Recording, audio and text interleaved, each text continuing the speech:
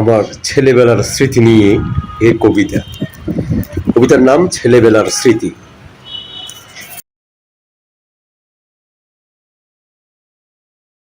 সাজ সকালে ঘুম থেকে উঠে রোদ পোহাতাম মাঠে, দুই ধারে তার দুইটা পুকুর, মাঝখানে বড় মাঠ, পুকুরেতে নেই কোনো সান বাঁধা ঘাট। খেজুর গাছের ঘাটের উপর উপুর হয়ে বসে হাত মুখ ধুয়ে মক্তবে যায় কায়দা কোরআন নিয়ে। মক্তব থেকে এসে বই খাতা নিয়ে যাই স্কুলে, স্কুল ফিরে আর থর সয় না ফুটবল খেলিতে।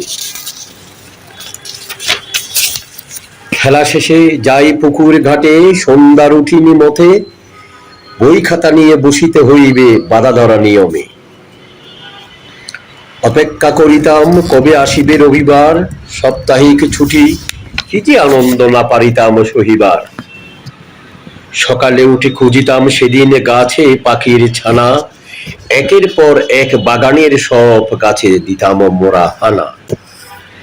বাড়ির সামনে পেয়ারা গাছে বেঁধেছে পাখির বাসা, ভাত পানি দিয়ে রাখিতাম তাতে দুই এক ডিমের খোসা। যেন পাখি খাই মোর দেয়া খাবার নিতাম কত যতন, উকি মেরে দেখিতাম কিচির মিচির করে পাখি যখন। বাড়ির সামনে শিল গাছের ঝাড়ে বাসা বেঁধেছে কোয়েল, পেয়ারা গাছের এক শাখাতে দেখেছি দুটি দোয়েল। যতন করে পরিয়ে দিয়েছি দুই পায়ে দুই পায়েল, পায়েল পরে উড়াল দিয়েছে শূন্য আকাশে, সেই থেকে মই হন্য হয়ে খুঁজেছি তোমাকে।